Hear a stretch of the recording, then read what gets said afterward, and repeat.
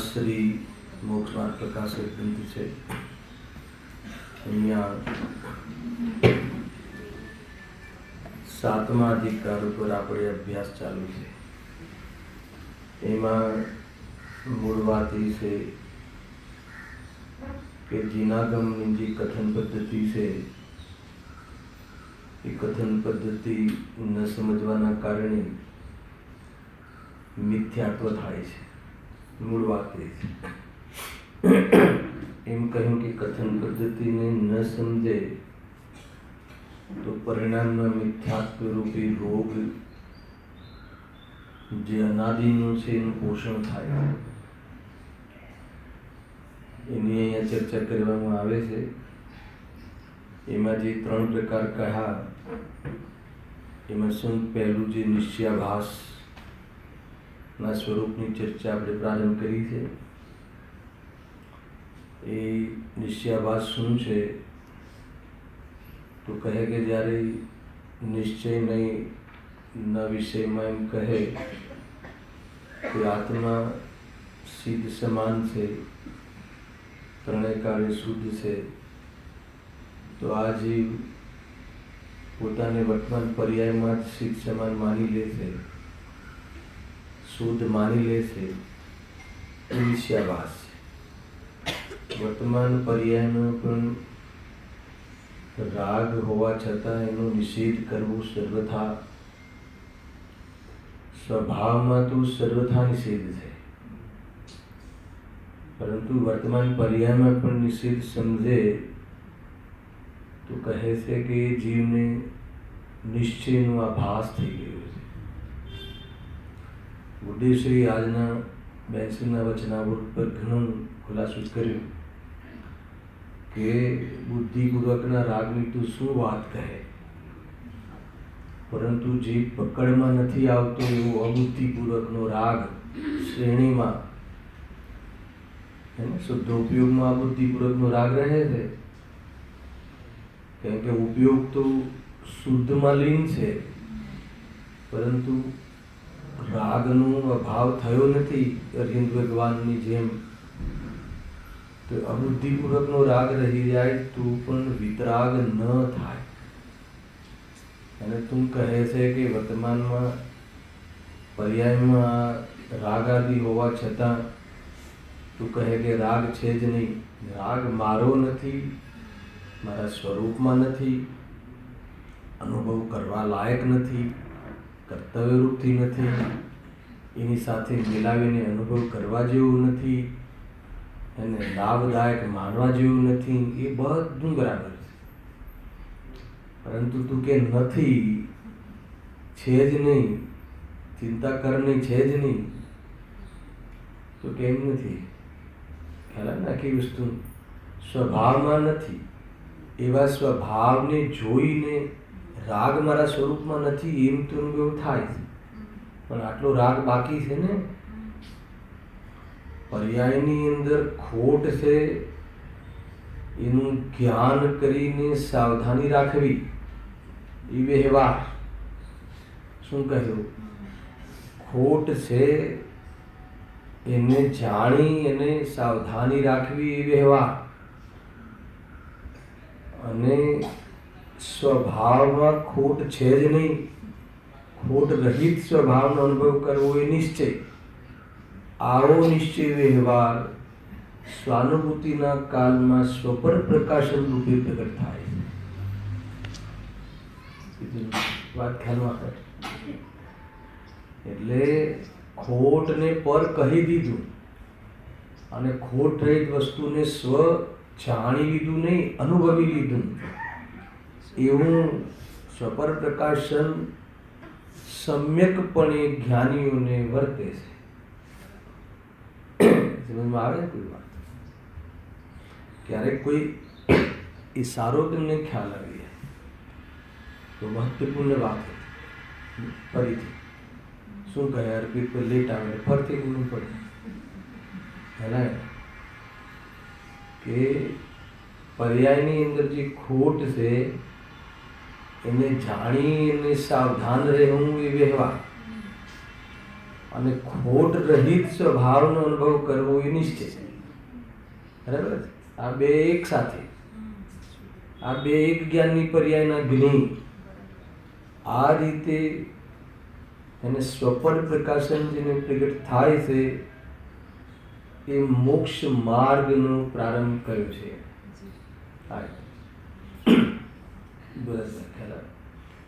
પર્યાયમાં રાગ છે એનું જ્ઞાન એમના માટે એને અહમ કરવા માટે નથી કરવા. પર્યાયમાં રાગ છે એમ સ્થાપીને વ્યવહારને સ્થાપીને આટલી ખોટ છે એનું જ્ઞાન કરાવીને સાવધાન રહેજે. એટલે શું? સૂદને છૂટી ન જાય એમ. જ્ઞાનીને શુદ્ધ નહીં હોય ને પ્રગટ તો છૂટી ન જાય લખ્યું ત્યાં સમિસારમાં. એટલે જ્ઞાન કરાવીએ છીએ કે તને એ રાગ છે એ ખોટ છે, સ્વરૂપ નથી. એ રીતે જાણવું એ વ્યવહાર. વ્યવહાર કેમ કીધું? કેમ કે ખોટ પરચીજ છે. પરચીજ હોવા છતાં પોતાના પર્યાયમાં એની સ્થાપના કરવી એટલે વ્યવહાર. પરંતુ અગર એ ખોટ છે એમ જાણે તો કોઈ વિશુદ્ધિમાં, કોઈ બહારની કશાયની વિશુદ્ધિમાં, મહાવ્રત આદિની વિશુદ્ધિમાં તને દુનિયાના લોકો પ્રશંસા કરે તો ભૂલમાં એ તને એમ ના થઈ જાય શું કે નહીં? હે ને કે આ કરવા લાયક કાર્ય છે એમ ન થઈ જાય એટલા માટે એ રહે છે. અને ખોટ રહિત જે સ્વભાવ છે એનું અવલંબન, એનું અનુભવન, એનું વાસ્તવમાં આદર એ પરમાર્થ છે. આવું સ્વપર પ્રકાશકપણું એ સમ્યક સ્વપર પ્રકાશકપણું છે. એ વાસ્તવમાં એ સ્વપર પ્રકાશક સ્વભાવની મહિમા છે, એ ભેદ જ્ઞાનની મહિમા છે, એ આત્માના વિવેકનું સ્વરૂપ છે. કેટલી બધી વાત છે. બહુ શાંતિથી આ પાઠ સમજવા જેવો છે. અહીંયા નિશ્ચયાભાસનું સ્વરૂપ સમજાવતા એટલી ચર્ચા થઈ ચૂકી ગઈકાલના પ્રવચનમાં કે શાસ્ત્રોમાં તો આત્માને જે સિદ્ધ સમાન કહ્યો, કેમ કહે છે ને, આપણે લીધું હતું ને શ્રોતા તરફથી કે જે સિદ્ધ સમાન કહીએ છીએ એ તો અમે અમારા તરફથી થોડી કહીએ છીએ, શાસ્ત્રમાં કહીએ છીએ. કેમ કે આ તો કઈ ભૂલ છે? શાસ્ત્રના આધારને લઈને, શાસ્ત્રના આધારથી ખોટા અર્થ કાઢવા, શાસ્ત્રનો આધાર લઈ અને અન્યથા અર્થ સમજવો અને મિથ્યાત્વનું પોષણ કરતા રહે. ફેલાવે કે નહીં? બહારનો લિબાસ તો એવો લાગે કે આ જૈન ધર્મ વિતરાગી દેવશાસ્ત્ર ગુરુનો અનુયાયી છે અને એમાં પણ સમયસારનો પાઠી છે એને જેમાં સમ્યક દર્શનના વિષયભૂત ભગવાન આત્મા સમ્યક દર્શન પ્રાપ્ત કરવાના પ્રયોજનથી શુદ્ધાત્માનું અદ્ભુત વર્ણન, સ્વભાવનું અદ્ભુત વર્ણન, એને ત્રિકાલી છે, ત્રણેય કાળે શુદ્ધ છે, શુદ્ધાશુદ્ધ પર્યાયથી રહિત છે કે નહીં? આ જેમાં મતલબ કે કોઈ કેવલ જ્ઞાનની પર્યાય પણ એની સામે નાની પડે કેટલું વખાણ કરે. અને એ સમ્યક દર્શનનું પ્રયોજન છે એટલે આ શુદ્ધ સ્વભાવનું આ રીતે નિરૂપણનું વર્ણન આવે અને જરૂરી પણ છે. કેમ કે અનાદિથી હું હે ને, રાગી છું, દેશી છું, બહારના વિદ્વાન છું, મનુષ્ય છું, એવો અનુભવ તો આજે અનાદિનો કરતો આવ્યો છે. તો જે અનાદિનો જે અનુભવ કરતો આવ્યો છે એ અનુભવ ખોટો અનુભવ છોડવો છે કે નહીં, એમાં બ્રેક લાવી છે કે નહીં, તો એના માટે સમિસાર જેવા મહાન આધ્યાત્મિક ગ્રંથમાં જે દ્રષ્ટિનો વિષય સમ્યક દર્શનના પ્રયોજનના હેતુ શુદ્ધાત્માને જેવો છે એવો ત્રણેય કાળે એનું નિરૂપણ કરે છે, એમાં ખોટું શું છે? પરંતુ એને હા અવાજ નથી આવતો, શું વાત છે? તો આગળનું નથી સાંભળાયું કાંઈ? હા હા સાંભળ્યું. તો જે એમ કહે છે કે જે આ સાંભળીને પછી તું સ્વભાવની દૃષ્ટિ કરવાના બદલે સ્વભાવ આવો મારો સ્વભાવ છે એનો દૃષ્ટિ કરવી એટલે રાગની દૃષ્ટિ છૂટવી એટલે રાગ મારો કાંઈ નહીં લાગવો, હે ને, અને એમાં મારું પ્રયોજન નથી, મને પ્રયોજનભૂત મારું જે સધાય છે એ ચીજ મને ખબર પડી ગઈ, અને એમ અનુભવ ન કરીને વર્તમાન પર્યાયમાં રાગાદી છે જ નહીં એવો નિષેધ કરી અને સ્વભાવની દૃષ્ટિથી પણ વંચિત અને એના રાગ છે જ નહીં તો એના પુરુષાર્થનો પણ લોપ કરીને આ જીવ ચાર ગતિઓમાં બહુ જ અનંત દુઃખ સાથે અનંત પરિભ્રમણ કરે છે. હલાવીને આ દશા થાય જે વસ્તુ જેવી એમ ચંદ્રભાઈ આપણે યાદ કર્યું ને, તમે બહાર ગયેલા હતા, અબુદ્ધિપૂર્વકનો રાગ પણ રહી જાય, હે ને, એટલો રાગ રહી જાય તોય વિતરાગ ના થાય, તો તારે તો એકત્વ બુદ્ધિ વાળો રાગ છે, અને બુદ્ધિપૂર્વક રાગ એકત્વ બુદ્ધિ વાળો રાગ છે, અને તું કહે છે કે હું વર્તમાનમાં હે ને પર્યાયમાં પણ શુદ્ધ છું, દ્રવ્ય દ્રષ્ટિએ શુદ્ધ છે, પરંતુ તું પર્યાય દ્રષ્ટિએ શુદ્ધ છે અનુભવ કરે છે. કાલે કહ્યું હતું ને, અહીંયાથી ચર્ચા કરી હતી, થોડું રિવિઝન કરીને આગળ વધીએ. પર્યાય દ્રષ્ટિએ અમે અનુભવ કરીએ છીએ એવું તમે કેવી રીતે કહો છો, શું આધારે કહો છો, એની ચર્ચા ખોલવાની છે આજથી. એટલા માટે કહીએ છીએ કે તું વર્તમાનમાં પર્યાયમાં સિદ્ધમાન માને છે એટલે કે ભગવાનને વર્તમાનમાં કેવળ જ્ઞાન છે તો મારે બી વર્તમાનમાં કેવળ જ્ઞાન છે પર્યાયમાં. એ આખું હવે એક પેજ એનું છે, વર્તમાનમાં કેવળ જ્ઞાન પર્યાય માનવાની ભૂલ. વર્તમાનમાં એ રાગાદી રહિત છે સિદ્ધ ભગવાન, તો રાગાદી રહિત મારો સ્વભાવ છે એટલું બરાબર, રાગાદી રહિત મારો સ્વભાવ છે એટલે આ રાગાદી છે એને એ જ્ઞાન જેવું મારું છે એવી મારી ચીજ નથી, એમ પરાયાપન રાગમાં અને જ્ઞાનમાં આપના પણ એ કર્યા વગર એને એવી તું અનુભૂતિ કરતો નથી, પણ તું વર્તમાનમાં રાગાદી રહિત અનુભવ કરે છે. એ બે સ્ટેપ એના પર બહુ મોટી ચર્ચા કરી છે. હા બુદ્ધિપૂર્વક અને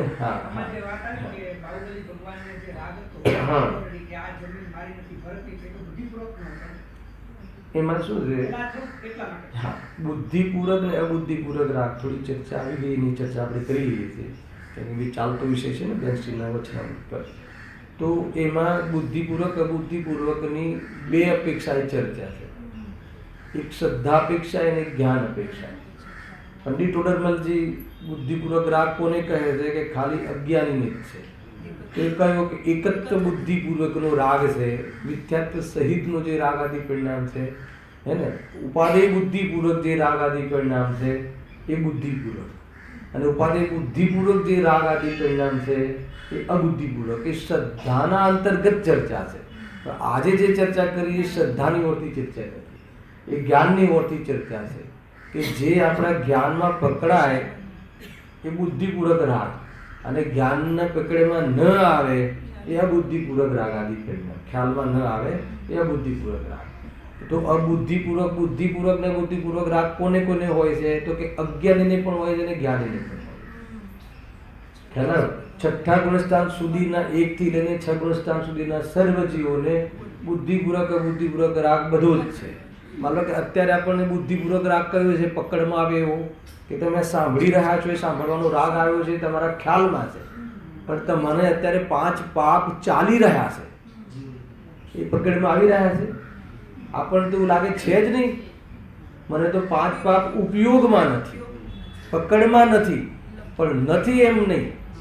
કયા આધારે કહો છો નથી એમ? કેમ કે શાસ્ત્રમાં કહ્યું છે કે 5 પાપનો સંપૂર્ણ અભાવ મુનિ દશામાં થાય. એનાથી નીચેની દશામાં પાપ હોય ને હોય જ. ભલે એટલા મંદ હોય કે બહારમાં પ્રવૃત્તિ ના દેખાય, ભલે એવા મંદ હોય કે કોઈ પરિણામમાં ઉપયોગ ના દેખાય, પરંતુ એ અંદરમાં ના હોય એમ ના. આને બુદ્ધિપૂર્વકનું કહે છે. તો જે 7મા ગુણસ્થાનથી અથવા શુદ્ધોપયોગથી મુનિરાજોને બુદ્ધિપૂર્વકનો ઉપયોગ ત્યાં લાગે અથવા ઉપયોગમાં જણાય એવો રાગ એમને હોતો નથી. કેવલી ગમ્ય હોય અને અબુદ્ધિપૂર્વકનો હોય છે. પણ પછી અહીંયા તો બીજા અર્થમાં લેવું હતું કે અબુદ્ધિપૂર્વકનો પણ છે ને. તો અબુદ્ધિપૂર્વકનો જ્યાં સુધી રહે ત્યાં સુધી વિતરાગ ન થાય. અને તું કહે છે કે મને અત્યારથી જ રાગ નથી, સ્વભાવમાં રાગ નથી એમ કહ્યું. સિદ્ધોને પર્યાયમાં રાગ નથી અને સ્વભાવમાં રાગ નથી. અને સર્વ જીવોને સ્વભાવમાં જ રાગ નથી, સર્વ સંસારીઓને. પરંતુ સંસારીઓને પર્યાયમાં રાગ છે. અગર તું એ ખોટ રૂપે પણ તું એને જાણવા તૈયાર ન થાય. અમે ક્યાં કહીએ છીએ કે તું આદર રૂપે માન, અમે તને કહીએ છીએ ખોટ રૂપે તો માન. અને ખોટ રૂપે માનવું એનો અર્થ છે કે મારો નથી.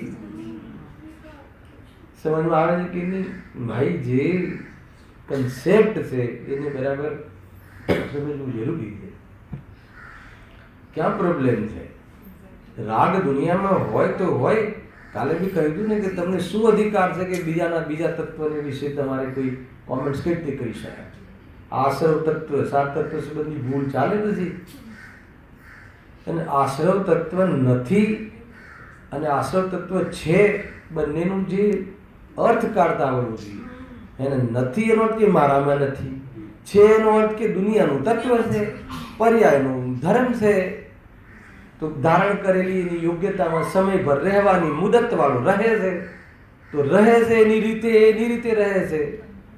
રાગ રાગમાં છે ને ઉપયોગ ઉપયોગમાં છે.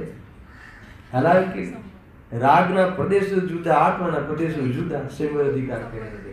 એક એવું તત્વ છે કે એ રાગ ભાવ એ સ્વયં તત્વ, આકુલતા એનો ભાવ, એને એના પ્રદેશ ભિન્ન. છેલ્લો પ્રદેશ કે છેલ્લો પ્રદેશ કેવા અર્થ નીકળે છે કે આપણો વિષય અહીંયા નથી. બાકી માર્મિક મર્મવાળા વિષયો છે.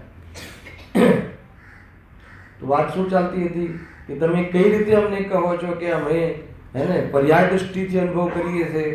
સાંભળ્યું કે સિદ્ધ સમાન સદાપદ મેરો એને અને સિદ્ધ સ્વભાવવાળો સિદ્ધ જેવો છે. જેવી પર્યાય પ્રગટ થઈ છે ભગવાનની એવો મારો સ્વભાવ છે. ખ્યાલ આવે? ગુરુદેવજી કહે કે તું અત્યારથી જ પર્યાયને રાગ અને રાજાને રંગની પર્યાય સમાન છે. મનુષ્ય પણ એ તો સમાન છે, પરંતુ પર્યાયમાં અંતર છે કે નહીં? અરે તું અત્યારથી તું પર્યાયમાં અંતર માનતો નથી. અહીંયા ગુરુદેવસિંહે મોક્ષ માર્ગની કિરણીમાં કલખીમાં હું બધેથી વાંચીને આવું છું એટલે મને બહુ કોન્ફિડન્ટ મળી છે એને. એટલે ચિંતા નથી હોતી. શું કહ્યું? ગુરુદેવસિંહ કહે છે કે તું અત્યારથી જ પર્યાયને તું સમાન માનવા તૈયાર થઈ જાય છે. પરંતુ અમે તો અથવા શાસ્ત્રમાં તો 14મા ગુણસ્થાનની અર્યંતની પર્યાય પણ સંસારી કહીએ છીએ. બોલ, સંસારી કહીએ છે એનો આધાર ખાલી કહીએ છે એમ નહીં. ત્યાં અસિદ્ધત્વ નામનો ઔદૈક ભાવ પણ છે. ઔદૈકની ઓરથી સંસાર 14મા ગુણસ્થાનની પર્યાયની કહેવી તાકાત જોઈએ. અયોગી કેવલી બોલો અર્યંત દશાને ઔદૈક ભાવથી જોવાની પણ એક પદ્ધતિ છે. કેમ? કેમ કે જ્યારે પ્રગટ કરવાનું પૂર્ણ ઉપાદે તો એક સિદ્ધ અવસ્થા છે, ત્યાં અમે અર્યંત દશાને પણ એ લેવલમાં નથી લેતા.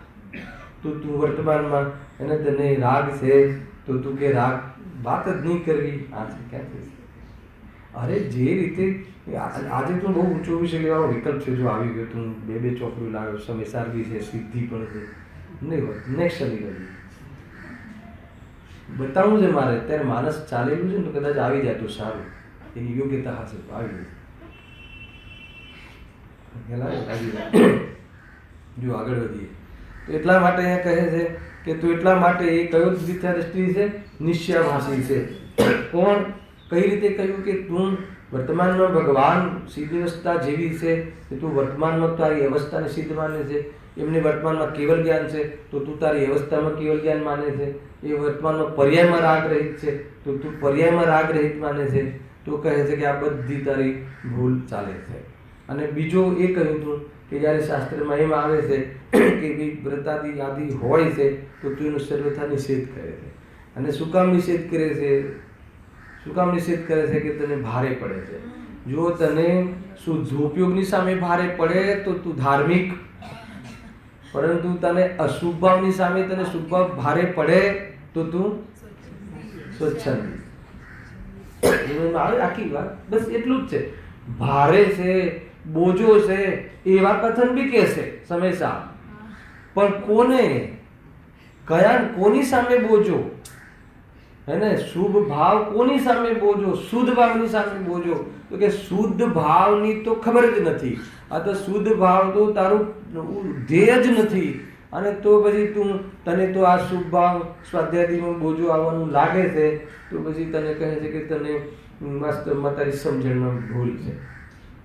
ચાલો, માની લો કે હું ઘણી વાર કહું છું, આપ સામાન્ય કથન છે, પણ દશલક્ષણ પર્વમાં બિચારો 10 દિવસ આવતો હોય અને કોઈ વિદ્વાને આ વિગાથા લઈ લીધી સમયસાની, સ્વાધ્યાય ઔદિક ભાવ છે, હે ને, એ તું અને ભાવેન્દ્રિય જ્ઞાનનો ઉઘાડ, એ તો વાસ્તવમાં ખરેખર તો જ્ઞાન છે જ નહીં. અને જે પણ પૂજા પાઠ આદિ આ જે કરવામાં આવે છે એ બધા તો ઔદિક ભાવ છે, જ્ઞાનીને એનો બોજો લાગે છે. હે, તો પછી ઓલો ઘેર જઈને કે જુઓ બોજો લાગે છે એટલે તો પછી આવીને શું કામ આવવું પડે? એના કરતાં હું આજથી નથી આવતો. તો એટલા માટે કહ્યું હતું, અરે જ્યારે એ બોજો લાગે છે તો તું જ્યાં રહે છે તો બોજાનો બાપ છે, એ તો સ્વરૂપમાં જવાની ઓરથી કથન છે. હેલા ને, તું કઈ રીતે કહે છે, પરંતુ તને એ બોજો તો લાગતો જ નથી. ખ્યાલ? બોજો ઇન ધ સેન્સ કે એની સમજણમાં ભૂલ છે. આ નિશ્ચયનો આભાસ છે. રાજા અને રંકને સમાન માને તો કેવી રીતે ચાલે? વિતરાગીને રાગીને તું એક સમાન વ્યવહાર કરે તો કેવી રીતે ચાલે? હલાવીને ના ચાલે. કેટલું બધું વ્યવહારનું પણ કેટલું બધું મહત્વ આપે કે પૂજ્યતા ક્યારથી ચાલુ થાય ને ક્યારથી ચાલુ થાય. પણ જ્યારે બધા ભગવાન હાથમાં જ છે તો હું તો કહું છું કે ભગવાન વચ્ચે તો પૂજાનો વ્યવહાર જ નથી હોતો. પણ કોની વચ્ચે? એક તો ભગવાન જે છે ત્રિકાલી ધ્રુવ ભગવાન આત્મામાં તો આખી પૂજાનો ભાવ જ નથી, પણ પર્યાયમાં પણ પરમાત્મા પણ પ્રગટ થાય ત્યારે પૂજવાનો ને પૂજાનો પૂજકનો એ બધો વ્યવહાર સમાપ્ત થઈ જાય છે. એના પહેલા વ્યવહાર હોય છે, પણ એ શું છે? વ્યવહાર નહીંનો વિષય છે. એનો અર્થ શું છે? કે મારું સ્વરૂપ નથી. મારું સ્વરૂપ નથી એટલે ભગવાનની પૂજા કરતા કરતા સમ્યક દર્શન નહીં થાય એટલે આજથી હું પૂજા નહીં કરીશ. એ વાત ક્યાંથી કાઢીએ છીએ આપણે? તો કરીશ એમ વાત ક્યાંથી કાઢીએ? અરે મને કરવાનો રાગ જ્યારે જ્યારે આવે તો હું સાવધાન રહીશ કે એનાથી નહીં થઈ જાય. એ પૂજામાં જેનો ગુણાનુવાદ કરું છું એવા ગુણ મારા છે ત્યાં જવાનું છે. બોલો, વ્યવહારે સાચો થઈ ગયો, નિશ્ચય પણ સાચો થઈ ગયો, જીવન બી સમ્યક થઈ ગયું. ક્યાં ભૂલ છે? હેલા, જળની ક્રિયા છે બહારમાં, તો પછી તું પૂજા છોડીને બહારમાં વાતો કરવા ઉભો રહે છે, એ ચેતનની ક્રિયા છે. ખ્યાલ આવી ગયો? અહીંયાથી પ્રવચન છોડી દે, જળની ક્રિયાઓ છે બધી તો, અને પછી ત્યાં 1 કલાક બધી વાતો કરે ઇન્ડેક્સની, તો એ બધી ચેતનની ક્રિયાઓ.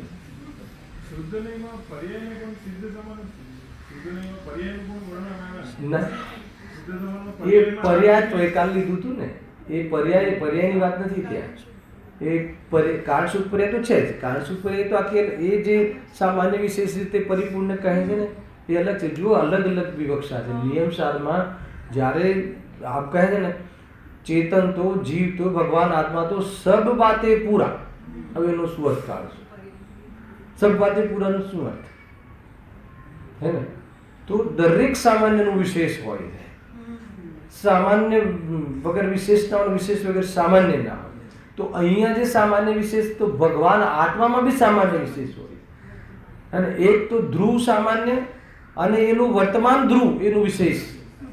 તો એ જે વર્તમાન ધ્રુવ વિશેષ છે ને એ વર્તમાનમાં એનું હોવાપણું, જે હું ત્રણેય કાળે શુદ્ધ છું એ વર્તમાનમાં ત્રિકાલી છે કે નહીં? તો એ રીતે એનું એ કામસૂત્ર પર્યાય એ રીતે સામાન્ય વિશેષ રીતે પરિપૂર્ણ, એક તો આ વિવક્ષા ચાલે છે. અને એક બીજી સબ વાતે પૂરા, એટલે દ્રવ્યથી બી પૂરો, ક્ષેત્રથી બી પૂરો, એને કાળથી બી પૂરો, ભાવથી બી પૂરો. તો ભાવથી પૂરો એટલે શું? એને આ પરિપૂર્ણતાની વાતો છે બધી. તો ભગવાન આત્મા જ્ઞાયક એ દ્રવ્ય ક્ષેત્ર કાલ ભાવ એ પૂરું સ્વરૂપ છે, પણ ભગવાન આત્મા એ ભાવ ફેક્ટર છે. જ્ઞાયક એ ભાવ ફેક્ટર છે. હવે એનું એ ભાવ જ્ઞાયક ભાવ બી પૂર્ણ ચતુષ્ટયથી તમારે જોવું જોઈએ. એ તો કથનમાં આપણે જ્ઞાયક ભાવ ભાવક જે જ્ઞાયક ભાવ ભગવાન આત્માની મુખ્યતાથી ચર્ચા કરીએ છીએ. કેમ કે શક્તિની ઓરથી વસ્તુને જોવાની પદ્ધતિ છે દ્રવ્ય સ્વભાવની દૃષ્ટિમાં, બરાબર છે. પણ એ અધૂરું નથી. એ કોઈ ભગવાન આત્મા એટલે જ્ઞાયક એટલે ખાલી ભાવ નહીં, એ કોઈ એનું દ્રવ્ય છે, જીવ એનું ચેતન એનું દ્રવ્ય છે. એને અસંખ્યાત પ્રદેશી એ જ્ઞાયક ભાવનું ક્ષેત્ર છે, અને અનાદિ અનંત એનું સ્વકાલ છે. હાલ કે નહીં, એ રીતે એનું સ્વચતુષ્ટય છે. અને બધી અનાદિ અનંત કાળમાં એ પણ લીધું કે એનામાં પરિણમન કરવાની શક્તિ છે, અથવા એ નિરંતર પરિણમે છે એવો એનો સ્વભાવ છે, એનો સ્વકાલ છે. તો એ રીતે પર્યાય પણ લીધું. તો એ રીતે આખું ચતુષ્ટય લે છે. વ્યતિરેકવાળી પર્યાય છે એ શુદ્ધનેનો વિષય નથી. હાલો, એકદેશ શુદ્ધ નિશ્ચયનો વિષય છે. સર્વજ્ઞપણું એ સાક્ષાત શુદ્ધ નિશ્ચયનો વિષય છે. અને પરમ પરિણામી ભાવ એ પરમ શુદ્ધ નિશ્ચયનો વિષય છે. ખ્યાલ આવે કે નહીં? એટલે શું? અને ભક્તિ આદિ શું? તો કે એક દેશ ભક્તિ આદિ અશુદ્ધ નિશ્ચયનો વિષય છે. વ્યવહારને ન લીધું તો વ્યવહારને કહ્યું તો કે ક્રિયા એ વ્યવહારનો વિષય છે. ક્રિયાને બહાર કાઢી, હે ને? હા, માની લો કે રાગા જે ભક્તિ આદિનો ભાવ છે ને એ રૂપી આત્મા પરિણમે છે એટલે નિશ્ચય, પણ અશુદ્ધ છે એટલે અશુદ્ધ નિશ્ચયનો વિષય છે. સમ્યક દર્શન આદિ 12મું ગુણસ્થાન, ખ્યાલ આવ્યો કે નહીં? ત્યાં સુધીની જે નિર્મલ પર્યાય છે એ એકદેશ શુદ્ધ નિશ્ચય નહીં. અર્હંતસા બી લઈ લો, 14 ગુણસ્થાન બી લઈ લો તો બી ચાલે. અને સિદ્ધ અવસ્થા લઈ લો, એ સાક્ષાત શુદ્ધ નિશ્ચય નહીં. જેવું દ્રવ્ય છે, જેવું સ્વભાવ, જેવું સાક્ષાત પ્રગટ કરી લીધું. પછી કહે છે કે એ બધું વ્યવહાર. કેમ? કેમ કે દ્રષ્ટિનો વિષય નથી. તો જે પરિપૂર્ણ શુદ્ધ થયો હે ને એ અલગ વાત છે, ને જે પરિપૂર્ણ શુદ્ધ છે એ અલગ વાત છે. શુદ્ધ જે છે પરમ શુદ્ધ નિશ્ચયનો વિષય છે, એ મંગલકારી છે. પરંતુ એ મંગલકારી એ છે એવો હું અને મારો સ્વભાવ છે, પણ વર્તમાન પર્યાયમાં મારે બધા જ કામ બાકી છે એનો બરાબર ખ્યાલ હોવો જોઈએ. પછી બીજા બહુ પ્રશ્નો આવશે, પણ એ આગળ કરીશું આપણે. કરવા કે ના કરવું, પછી એ થઈ જશે કે આવી જશે કે, હે ને? અને સમ્યક દર્શન હે ને એક્સિડન્ટથી થઈ જશે. એવું બી સાંભળ્યું કે સમ્યક દર્શન એક્સિડન્ટથી થઈ જશે. શુદ્ધોપયોગમાં સમ્યક દર્શન પ્રગટ થાય મહેન્દ્રભાઈ, હે ને? અરે આ તો તાકાત નથી. અબુદ્ધિપૂર્વકનો રાગ રહી જાય તો બી એ પુરુષાર્થ કમજોર પડી જાય છે. એને હજારો વાર તારે સમ્યક દર્શન માટે બેસવું પડશે બુદ્ધિપૂર્વક, હે ને? બુદ્ધિપૂર્વક સમ્યક દર્શનનો વિષય વિચાર કરવો પડશે, હે ને? અને જ્યારે શુદ્ધોપયોગ થશે એ સમ્યક દર્શનના વિષયમાં અપનત્વ સૌપ્રથમ પ્રગટ થશે, ત્યારે સમ્યક દર્શનનો વિષયનો વિકલ્પ પણ બહાર હશે. સ્વભાવમાં તો બહાર જ છે, પણ પર્યાયથી એ બહાર છે. મારે તો એ ભણાવવું હતું. આજે છે આખો વિષય બતાવ્યો. 13મી ગાથાનામાં કથન લીધું છે. આખી વાત છે ભાઈ. જ્યાં જેવી રીતે છે, માનો કે મારે સમ્યક દર્શન, તમારે સમ્યક દર્શન જોઈએ છે કે નહીં? બોલો તો નહીં થાય તમને.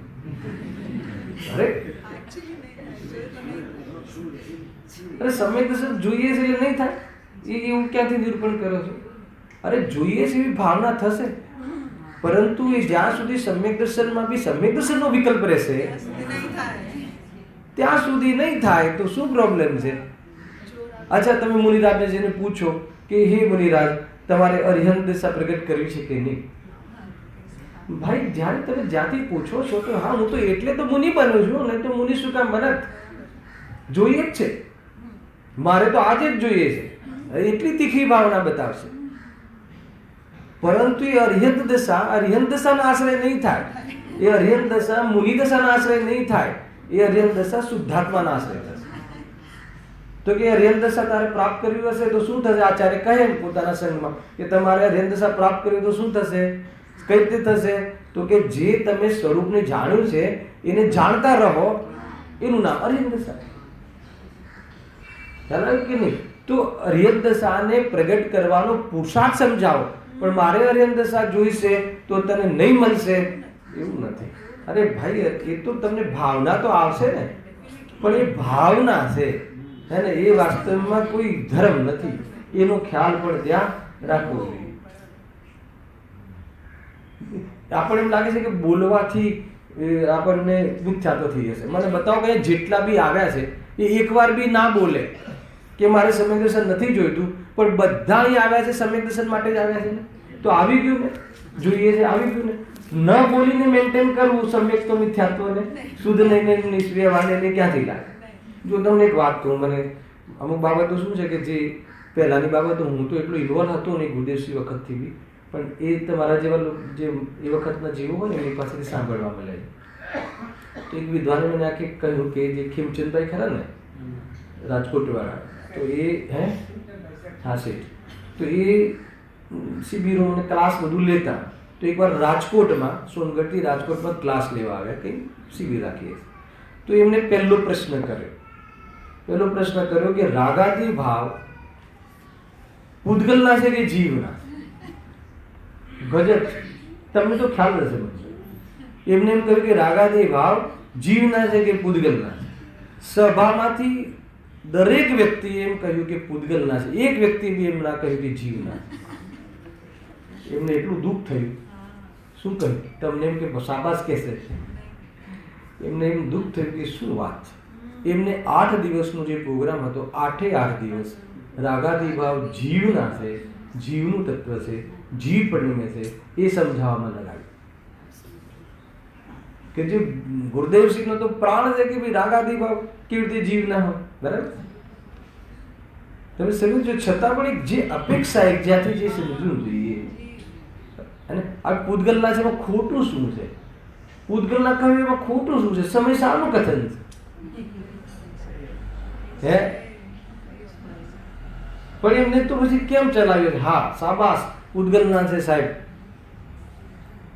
પછી એમને કેમ એવું લાગ્યું હશે કે આ સભામાં જીવના છે એ કથન લેવા જેવું છે? મને બતાવો મહેન્દ્રભાઈ, એ વ્યક્તિને એવું કેમ રિયલાઇઝ થયું હશે કે હવે એવું નથી કે સર્વથા લોકો એકાંતવાળા હશે, પણ એમને જનરલ સભામાં તો કે એકાંત ના થઈ જાય એટલા માટે એમને એ વાત કહી કે નહીં, પહેલા તું જીવના છે કે બોલ કર. ગુરુદેવશ્રી જ્યારે શુદ્ધાત્માની સ્થાપના કરવી હોય તો પહેલા પર્યાયમાં સંસારની સ્થાપના કરે. કેમ કે સંસારના અભાવપૂર્વક મોક્ષ. હું મુક્ત જ છું એ સ્વરૂપની ઓળથી છે, પણ પર્યાયમાં મુક્ત નથી થતો. તો હું મુક્ત જ છું એમ બોલવાથી કેમ કહેવાથી મુક્ત થવાતું નથી. તો નિશ્ચયની વિષય વસ્તુના કથન કરવા એટલે નિશ્ચયનો પક્ષ છે એમ ન સમજવું કે આને શુદ્ધ નહીંનું બહુ જબરજસ્ત શુદ્ધ નહીંનું વલણ છે એમ ન સમજવું. એવું ગુરુદેવશ્રી 13મી ગાથાના પ્રવચનમાં ખુલાસા કર્યા. ભાઈ નિશ્ચયવાસ, ડર નહીં, તું ડર નહીં. તને જે રીતે રાગ તાર જે રીતે રાગ રહ્યો છે, જેટલો રાગ છે એની પૂરી ચર્ચા કર, ચિંતા નહીં કર. ખ્યાલ આવ્યો કે નહીં? અને જે રીતે સ્વભાવ રહેલો છે એ રીતે સ્વભાવની પૂરી ચર્ચા કર. અને પછી પૂરી ચર્ચા પછી રાગને કેવી રીતે લેવો અને સ્વભાવને કેવી રીતે લેવો એ શીખવા. એટલા માટે હે ગે ને ઉપાદેયની પદ્ધતિ આવી ચાલ, જ્ઞાનીની ચાલ. જ્ઞાનીની ચાલમાં 7 તત્વ પર્યાયમાં હોય છે, પણ 7 તત્વ પરની પર્યાયમાં હોવા છતાં જ્ઞાની કેમ છે? કેમ કે હે ગે ઉપાદેયની ચાલ ચાલે છે. સમજ આવી કે નહીં? તો કેટલું જબરજસ્ત નિરૂપણ. મને બતાવવામાં ક્યાં દોષ આવે છે? તને એવું કેમ લાગે છે કે પર્યાયની વાત કરવાથી પર્યાદૃષ્ટિ થઈ જવાય અને પરને જાણવાથી પર્યાદૃષ્ટિ થઈ જવાય? એ વાત ક્યાંથી લાવે? એ વાત આવી ક્યાંથી? ક્યાં છે એ વાત? કઈ રીતે થઈ જવાય? જાણવાથી કઈ રીતે થઈ જવાય? પરથી જણાય છે માનવાનું નામ પર્યાદૃષ્ટિ. પરને સ્વામિત્વ બુદ્ધિપૂર્વક જાણવું એનું નામ પર્યાદૃષ્ટિ. પણ પરને જાણવું એનું નામ પર્યાદૃષ્ટિ ક્યાંથી આવે? પરના જાણવાના નામે તું પર્યાદૃષ્ટિનું સેવન કરે એવું તો થઈ શકે, પણ પરને જાણવાથી કોઈ પર્યાદૃષ્ટિ થઈ જાય એવું શાસ્ત્રના છે નહીં, શાસ્ત્રથી વિરુદ્ધ કથન છે. કેવી રીતે થાય? હે ને? પરને જાણવાના નામે તું પર્યાદૃષ્ટિ કરે. પરને જાણવું તો પડે ને, પરને જાણવું તો પડે ને, તો એને એમ બી કહેવાય અનાદિથી પરને તો જાણે છે. તો મારા જેવો વ્યક્તિ એ કહે કે પરને ક્યાં જાણે છે અનાદિથી? ખરેખર તો પરને સ્વ તરીકે જાણે છે. એટલે એનું તો પરનું ક્યાં ને ખોટું છે, અમે તો એમ કહીએ. ભાઈ હે ને, પરને જ્ઞેય બનાવવાળા બે જ્ઞાન તો છે. કયું જ્ઞાન? અવધિ જ્ઞાન અને મનોપર્ય જ્ઞાન. માત્ર પરને જ્ઞેય બનાવે, સ્વને જ્ઞેય નથી બનતું. એમાં કેવી રીતે જોશો તમે? કેવી રીતે જોશો ભાઈ? જે નિરૂપણ છે ને, અધ્યાત્મના અતિરેકમાં સિદ્ધાંતનું ખંડન કરીને નિરૂપણ કરવું એ વાસ્તવમાં દોષ છે. એ દોષ છે. એનાથી જીવને સાચો માર્ગ મળતો નથી. માનો કે તમે પરને જાણવું એ દોષ છે. હવે તમે આંખ બંધ કરી દેશો, કાન બંધ કરી દેશો, પરને ના જાણવાનો પ્રયાસ કરો, કેવી રીતે સંભાળ? અરે સ્વપર પ્રકાશ એ તો કોઈ સ્વરૂપ છે, એને એની વાનગી છે. સ્વને જાણતો પરને પ્રકાશન કરતા રહેવું એ એકેન્દ્રિય જીવનું પણ સ્વરૂપ છે. પ્રોબ્લેમ ક્યાં છે એમાં? પ્રોબ્લેમ તો એ છે કે જાણવામાં આવતા પદાર્થ સાથે તું સંબંધ બાંધે છે. ભૂલ ત્યાં હતી, એને મોટી ભૂલ, સ્થૂળ ભૂલ, એને દેડકા જેવા જીવને બી ખબર પડે એવી ભૂલ. ભૂલ તો સ્થૂળ જ છે, સૂક્ષ્મ ભૂલ તો છે જ નહીં. ખ્યાલ આવ્યો કે નહીં? સૂક્ષ્મ ભૂલ ક્યાં છે? સ્થૂળ ભૂલ કાઢી દે તો ભૂલ નીકળી જ ગઈ. કેવલ જ્ઞાનની પર્યાય પણ દ્રષ્ટિનો વિષય નથી. અને એ તો બહુ ઉપરની વાત છે. તું પહેલા માન લો કે આ જે દેહ આદિ જે છે જાણવામાં આવવાળા પદાર્થો એ મારા ને મેં કર્યા ને એનાથી મારું કામ થાય ને એ મેઇન ભૂલ છે. એ ભૂલ નીકળી જાય એટલે પેલી ભૂલ તો હોય જ નહીં, પછી બધી એક સાથે નીકળી જાય. હલાવે કે જ્યારે એ તો સ્વભાવ ચેતન સ્વભાવમાં સર્વભેદ ગર્ભિત છે. પછી કેવલ જ્ઞાનની પર્યાય ને આ પર્યાય ને તે પર્યાય મમ્મીને રસ ના હોય. અરે જ્ઞાન ચાણન સ્વભાવ દેડકાને ક્યાં ક્યાં બધું તમે સમજાવશો? તો કે જાણવાના સ્વભાવને જાણી લીધું એટલે એમાં બધા જ કેવળ જ્ઞાનની પર્યાય પણ એના દૃષ્ટિમાં નથી લેતો દેડકો. એને ખબર નથી કે આ દૃષ્ટિનો વિષય નામ કહેવાય, કેમ કે ચેતન સ્વભાવ બધા જ ભેદો એમાં ગર્ભિત છે. ચેતન કહ્યું ત્યાં પછી આ કેવલી છે ના અધૂરો છે, ક્યાં વાત રહી? જે જેવી રીતે પર્યાયમાં ફરક છે ચાલ્યા રાખશે. અને ચેતન સ્વભાવ ત્યાં પારણામિક ભાવે મોજૂદ છે તો એને દેખીને દર્શન કર, અને બાકીના બહારના અંતર છે સમાપ્ત થઈ જશે. મજા કર. આખી જે મેટર છે ને, મેટર આ રીતે છે. બહુ શાંતિથી સમજદારીપૂર્વક, કદાચ કોઈ આ સંબંધી તમારો કોઈ જુદો વિચાર ચાલતો હોય તો હાલ તમે એનો કોઈ તમે પ્રતિઘાત આપ્યા વગર શાંતિથી વિચાર કરીને પછી પ્રતિઘાત આપો. ખ્યાલ આવ્યો કે નહીં? કદાચ કોઈને વિચાર ચાલતો હોય આ સંબંધી તો એને શાંતિથી પહેલા વિચાર કરે, અનેક શાસ્ત્રોથી મેળવે, ગુરુદેવશ્રી જે કહ્યું છે એની ઓરથી વિચાર કરે, પછી ચાલુ સભામાં કહેવું હોય તો બી, પર્સનલી પૂછવું હોય તો બી છૂટ છે. ખ્યાલ આવ્યો કે ચંદ્રભાઈ? બહુ બધી તાકાત લગાવવી પડે છે ને હજુ, કેમ કે આ એવી ભૂલ છે. સાતમા ગુણસ્થાનની બીમારી ખતરનાક છે. માનો કે હું તમને એમ કહું કે હું સિદ્ધ સમાન છું તો તમને એમાં ભૂલ શું લાગે? બરાબર તો છે. હું સિદ્ધ સમાન છું, મારામાં શુદ્ધ પર્યાયનો અભાવ છે, હે ને? કેવલ જ્ઞાનની પર્યાય પણ મારામાં નથી, પર્યાય રહિતનું દ્રવ્ય છું એમ બી કહી દઉં તો પણ એ શુદ્ધના વિષયમાં ભૂલ ક્યાં આવી? હવે એને કઈ રીતે તમે કહી શકો કે આ ભાઈ મિથ્યા દ્રષ્ટિ છે જ્યારે હું આવું કહેતો હોય તો કે કહેવામાં મિથ્યા તો સમ્યક તો ક્યાં છે? અભિપ્રાયમાં છે ને મિથ્યા તો આ કહીને અભિપ્રાય બી તો ક્યાં ખબર પડે? પણ આ કહીને શું કહેવા માંગે છે એ એને પૂછવાનું તો અભિપ્રાય ખ્યાલ આવે. આ કહીને કહેવામાં આવે તો કે તું વર્તમાનમાં જે પણ કોઈ મનુષ્યપણું છે એનો અહંકાર કે હિંતા દિનતા નહીં કર, એટલી જ વાત છે. અને બહારમાં જે રાગ આદિ જ્ઞાન આદિ છે પણ કે તું છે જ નહીં એ વસ્તુ કઈ છે, તું છે નહીં બરાબર છે પણ હાલ છે જ નહીં, એની ચર્ચા જ નહીં કરવાની, એનું કથન જ નહીં બોલવાનું. એનું કથન બોલીશું તો મિથ્યા તો ઘૂસી જશે. તો એ કહે છે કે શુદ્ધ નહીં બી તો ક્યાં ધર્મ છે? શુદ્ધ નહીં નો વિકલ્પ બી તો હે ને આશ્રમ તત્વ છે. શુદ્ધનેના વિષયનો પણ વિકલ્પથી વિચાર કરવો એ 7 તત્વમાંથી કયું તત્વ છે? અલંગિત, આલંગિત નહીં, અનાલંગિત.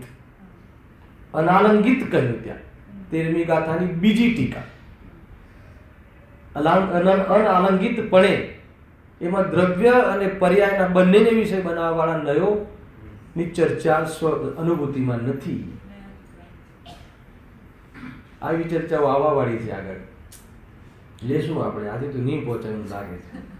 કઈ વાંધો નહીં, પણ તમે તૈયારી હું તો રોજ લાવું છું દર શનિ રવિ. અમુક આવી છે ને સંસાર સિદ્ધિ ભાગ 2 13મી ગાથાની બીજી ટીકા. 2 ટીકાઓ છે, વચ્ચે એક શ્લોક છે, પછી ફરતી ટીકા. 8મા નંબરનો શ્લોક છે. બરાબર વાંચજો. એમાં બહુકુલ અને અહીંયા ચોપ આ છે ને સર્વભેદ જેમાં ગર્ભિત છે એવું ચૈતન્ય પાંડામિક ભાવની પરિભાષા આપી છે.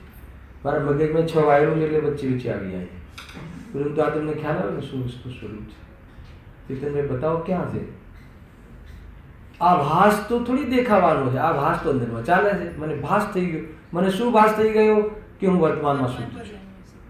તો વર્તમાનમાં શુદ્ધ નથી. વર્તમાનમાં શું? હું તો 3 કાળે શુદ્ધ છું. શું બોલો છો? બંને બાજુ પણ હવે 3 કાળે જેમાં વર્તમાન ના આવ્યું તો પછી વર્તમાનમાં શુદ્ધ છું એમ કે આમાં શું પ્રોબ્લેમ છે? અરે 3 કાળ શુદ્ધ છું એનો અર્થ કે સ્વભાવથી તો હું 3 કાળ શુદ્ધ છું, પણ વર્તમાન પર્યાયમાં મારી એ અશુદ્ધતા ચાલી રહી છે. એ તો 3 કાળે શુદ્ધ છું એ ખબર પડી એટલે મને શુદ્ધતાનો ભેદ પડ્યો. નહીં તો હું તો એ અશુદ્ધતાને શુદ્ધતા માનતો હતો. અને હવે અશુદ્ધતાને માનતો નથી. શું માનતો નથી? અશુદ્ધતાને સ્વભાવ નથી માનતો.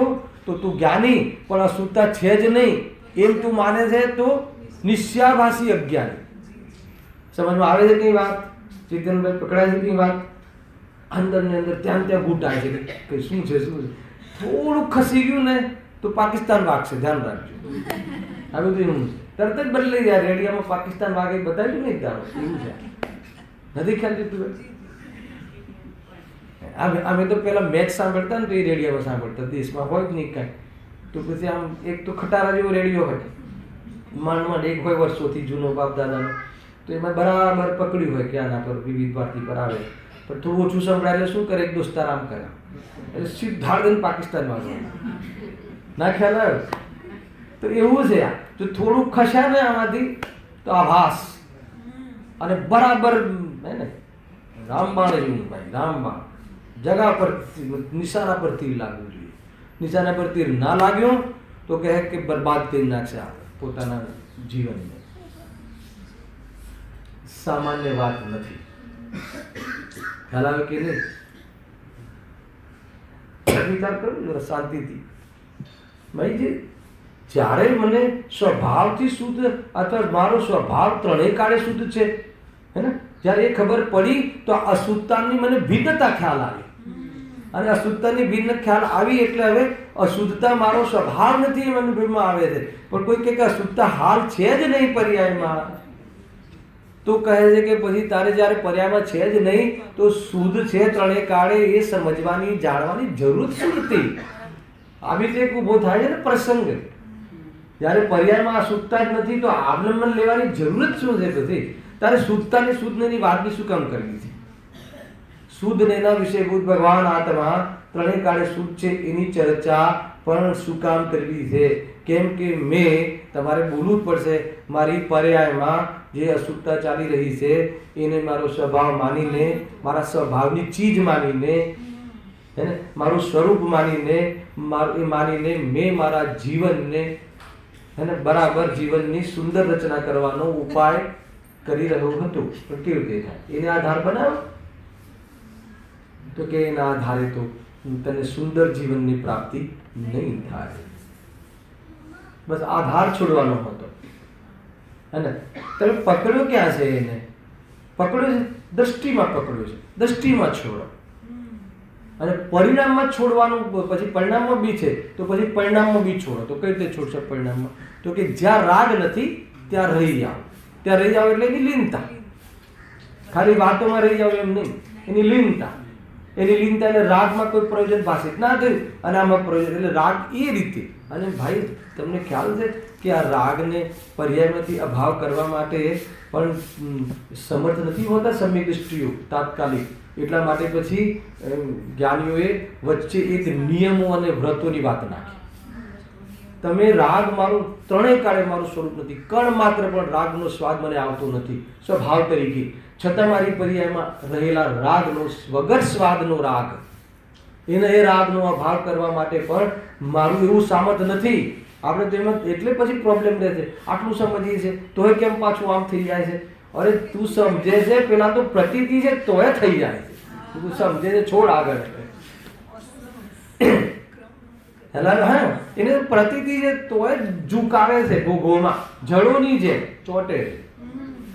હવે એને ખબર નથી ભોગમાં દુઃખ છે, ભોગમાં સુખ નથી. અતિન્દ્રિય સુખ તો આત્મામાં જ છે. તો કઈ રીતે કરશે? તો કે એને એ સમ્યક દર્શન થઈ ગયા પછી બી ચારિત્રનો પુરુષાર્થ સમ્યક દર્શનનો પુરુષાર્થ કરતા ચારિત્રનો પુરુષાર્થ અનંત ગણવો જોઈએ. અને એ કરી શકતો નથી એટલા માટે એને વિભાગ પાડે છે. એટલે કહે છે કે તું પહેલા ડાયલ્યુટ કર, આધાર સ્વભાવ હે ને, અને બુદ્ધિપૂર્વક એને નિયમો કરે છે. કેમ કે જેને સ્વભાવનો મહિમા હોય એટલે એને નિયમ કરતા વાર ના લાગે. ફટાક પાપ છોડવામાં તત્પર હે ને, અને પુણ્યની રુચિ બિલકુલ નહીં. એ વાસ્તવમાં પાત્રતા છે. પુણ્ય ભાવ ખરો પણ એમાં રુચિ નહીં. અને પાપ આમાં પાપ, આમાં દોષ છે, આ અભક્ષ છે, આમાં કેટલા જીવો, અનંતકાય જીવો. શું વાત કરો છો?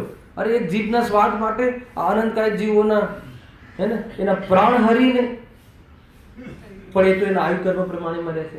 હું ક્યાં માનું છું? અરે જીવ મરે છે ક્યાં? એમ કરીને પછી તું સેવન કરે. તો એ તો એમ સમજીને તારે ખ્યાલ આવ્યો કે નહીં? એ તને જે ખાવાની ગ્રંથતાનો અભાવ કરવાની વાત હતી, તું તો પોષણ કરે છે. એનું નામ નિશ્ચયવાસ. જળની ક્રિયા કહેવાનો એને જ અધિકાર છે કે જે એ ક્રિયાઓ અથવા એના રાગનો ત્યાગ કરવા તૈયાર થયો. ખ્યાલ આવ્યો કે નહીં? એ સમજણ પડે ને. પુણ્યનો હેનો કાનૂન એના માટે જ ઉપયોગી થાય છે કે જેને પુણ્ય હોય. પણ પુણ્ય જ ના હોય એને કે તારે હે છે કે બહુ સરસ, એ નિશ્ચયવાસ. જેને પાપ માટે આત્માની વાતો ગમતી હોય એ નિશ્ચયવાસ. જેને પાપના પોષણ માટે આત્માની વાત ગમતી હોય એ નિશ્ચયવાસ. કે આ તો સારું છે. એટલે ઘણીવાર અમે આ રીતે આને કોમેન્ટ્સ કરીએ કે જીવને, નિશ્ચયવાસીને સમ્યક દર્શનનો ધર્મ સારો લાગે છે, મુનિનો ધર્મ સારો નથી લાગતો. કેમ? કેમ કે સમ્યક દ્રષ્ટિમાં એને તો ખાલી ભરત ચક્રવર્તીનું સાંભળ્યું છે ને, એને સમ્યક દ્રષ્ટિનું પણ પૂરો ખ્યાલ નથી. એટલે પેલા ભરત ચક્રવર્તી કે 96,000 રાણી હોય, 6 ખંડનો અધિપતિ હોય અને ધર્મે હોય. આપણે તો એવો ધર્મ જોઈએ કે બધું હોય. તો કે એવું નથી. તું એને જઈને પૂછ. એ તો પોતે કહે છે કે હું તો અભાગી છું, કે મને તો આ ભગવાનની વાણી કરે છે અને ભગવાન આત્માની દ્રષ્ટિ છે તોય લડવાનો ભાવ આવ્યો. અરે રે એ અભાગી ભરત, એ માતા તું મને ભાગ્યવાન કઈ દ્રષ્ટિથી કહે? એની માતા કહે છે ને, બેટા તું 6 ખંડ જીતીને આવ્યો તો પણ તારા ફેસ ઉપર, તારા ચહેરા પર ઉદાસીનતા કેમ છે? કેમ તું દુઃખી છે?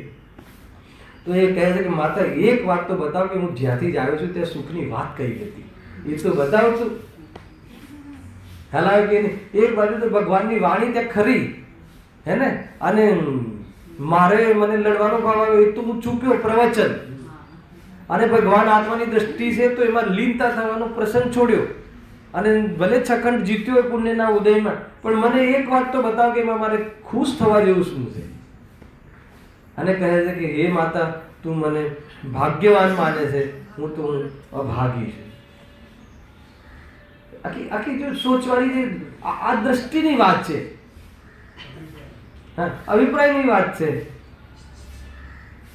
હવે એ તો કહી શકતા હતા ને, હવે ભગવાનની વાણીમાં પૂછી લેતા હતા ને કે ભાઈ મને ક્યારે થવાનું છે મોક્ષ? તો એ તો તરત કે અંતર્મુહૂર્તમાં થવાનું છે. તો પછી સ્વચ્છંદ થઈ જાય?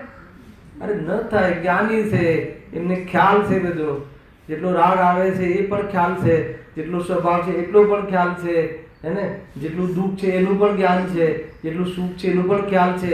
સુખનું કારણ આધાર બી ખબર છે, અને સુખના આધાર ઉપર સળંગ નથી રહેવાતું એ પણ ખ્યાલ છે. ખ્યાલ છે કે નહીં? સ્વરૂપમાં રહીને સ્વરૂપની બહાર આવે શુદ્ધ ઉપયોગમાંથી બહાર આવે, અનુભૂતિની બહાર આવે, તો એ વ્યવહારમાં નહીં હોય તો ક્યાં હશે? પણ એને વ્યવહારમાં રહેવું પોસાતું નથી, એ એની પહેચાન છે. વ્યવહાર નથી એમ નથી. અંતર ખ્યાલમાં આવ્યો કે નહીં ભાઈ? બધી બહુ મેથડ ઘણી બધી છે. આ બધી રંજ માત્ર બી ત્યાં થોડું કે બહુ ચાન્સ છે ને, સીધું એ સ્વરૂપની તો ભાવના છે ને, અને પુણ્ય પરિણામ સ્વરૂપની સામે એનો નિષેધ છે, તો એને નિષેધ પહેલા કરી નાખે. કેળાનો જે માલ છે અંદરમાં, એનું સેવન કરતા પહેલા તો જેમ સેવન કરતો જાય છાલ ઉતરતી જાય. આ ખાવાની પદ્ધતિ છે ને તો અવિવેકી. કોઈ વ્યક્તિ આખી કેળાની છાલ કાઢીને પછી ખાય તો આપણે આ શું કરે છે? તો એને શું કહે કે તું છાલ રાખ, તું ખાતો જા ને છાલ નીકળતી જશે. આ પદ્ધતિ ખ્યાલમાં આવે છે. તું શું પહેલા છોડી દેશે?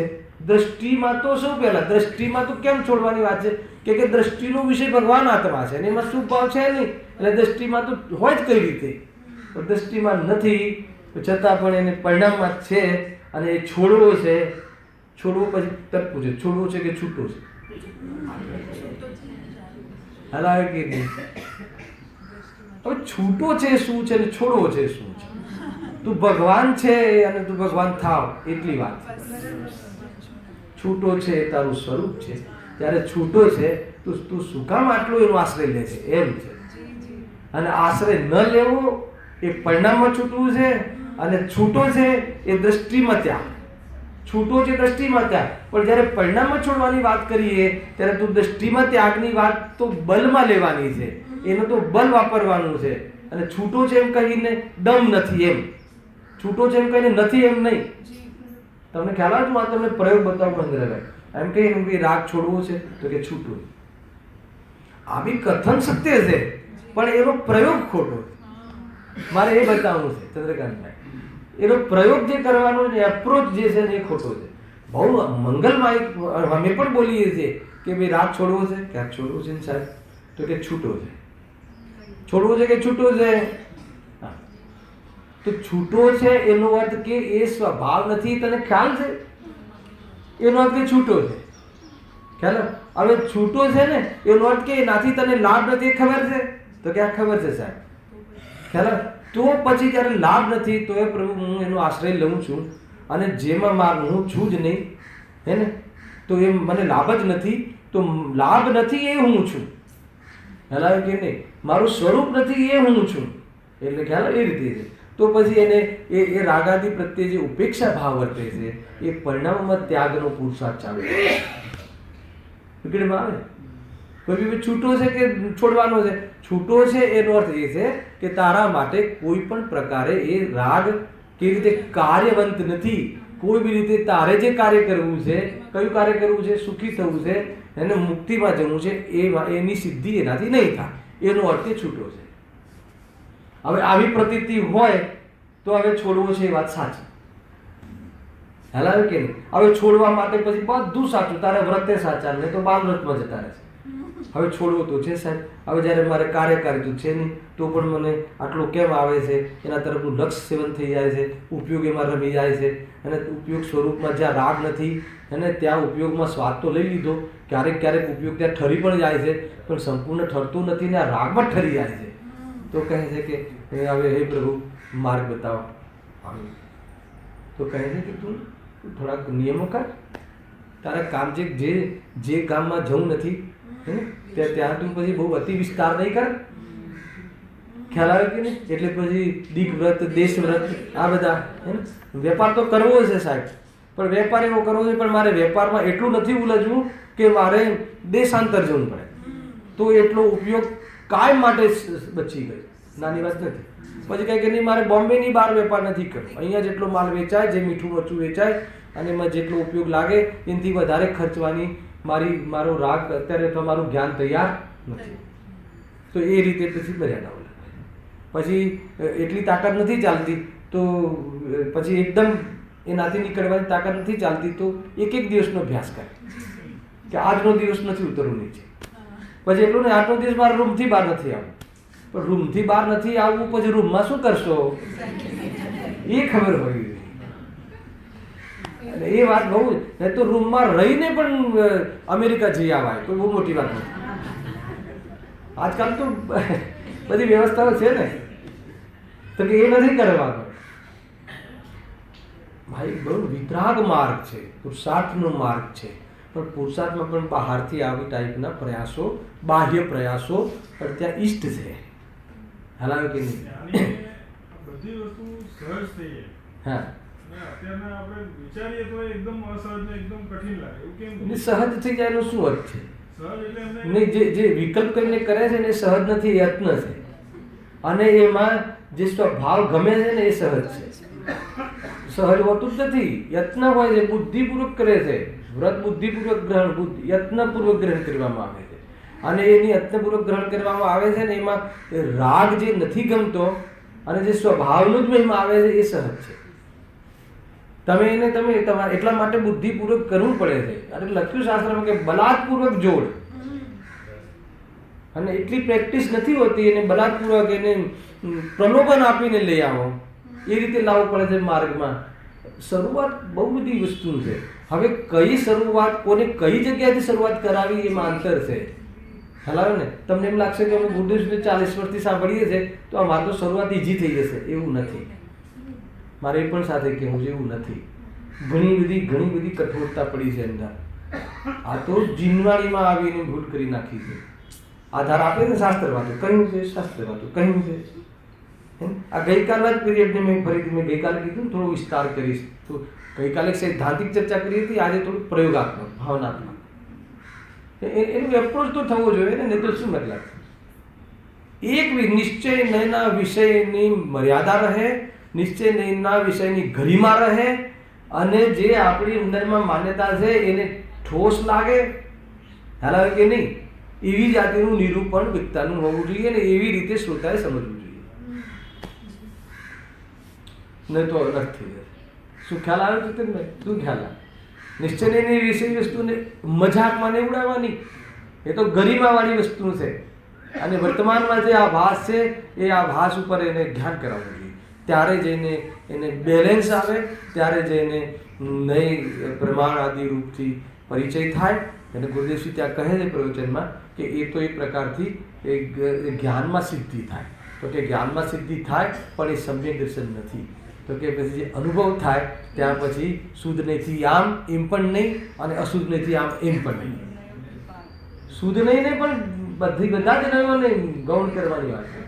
નયાતિક્રાંત, પક્ષાતિક્રાંત, વિકલ્પ, એ આખી વાત, આખી જે તમે વચ્ચેથી કોઈ બી જગ્યાથી વાત ઉપાડશો ને તો બધા તમારી લેન્થ તૂટશે. ક્રમથી જાઓ, ક્રમથી સમજો, એ પ્રમાણે જો. હવે આપણે નેક્સ્ટ શનિવારે જે વિષય આવી જાઓ ને ત્યાં સુધી લાવી દઈએ, એટલે ત્યાંથી આગળ વિષય લઈશું. અહીંયા કહે છે કે જે પર્યાયમાં જ સિદ્ધ સમાન માને છે એ નોર્થ એ છે કે ગુરુદેવ અરે જે સિદ્ધ ભગવાનને પર્યાયમાં કેવલ જ્ઞાન છે, તો આ વર્તમાનમાં જેને કેવલ જ્ઞાન માને છે એ પેરેગ્રાફ અત્યારે વાંચી લઈએ છે અને નેક્સ્ટ શનિવારે એનો પ્રારંભ કરીશું. વળી કોઈ પોતાને કેવળ જ્ઞાન આદિનો સદભાવ માને છે. હવે એક નિશ્ચયાભાસ શું છે, કેવી રીતે નિશ્ચયાભાસ છે? તો કેવળ જ્ઞાન શક્તિ તો છે પણ વર્તમાન પર્યાયમાં છે.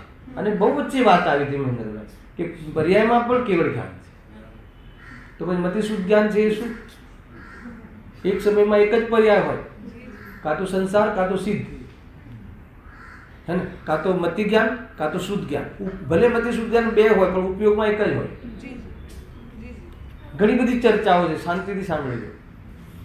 પોતાને એક સર્વસંપૂર્ણ મતિ શુદ્ધ જ્ઞાન આદિ જ્ઞાનનો સદભાવ છે, અને ક્ષાયિક ભાવ તો કર્મનો ક્ષય થતા જ થાય છે, છતાં ભ્રમથી કર્મનો ક્ષય થયા વિના પણ પોતાને ક્ષાયિક ભાવ માને છે, તે પણ મિથ્યા દ્રષ્ટિ છે. હવે એમની એક વાત જે હવે અહીંયા પહેલી વાત ઉઠાવે કે પર્યાયમાં પણ, વર્તમાન પર્યાયમાં પણ સિદ્ધ ભગવાનને કેવળ જ્ઞાન છે તો મારે કેવળ જ્ઞાન છે એમ માનીને આ ભાસ કરે છે. તો હવે એનું ત્યાં નિરાકરણ કરશે કે તું કેવળ જ્ઞાન માને છે કઈ રીતે, એ બધા કેવળ જ્ઞાનનું હોવું શું અને કેવળ જ્ઞાનનું ન હોવું શું, એની ખૂબ ચર્ચા એક પેજમાં કરી છે. નેક્સ્ટ શનિવારે ત્યાંથી ચાલુ કરીશું. સહેજાનંદ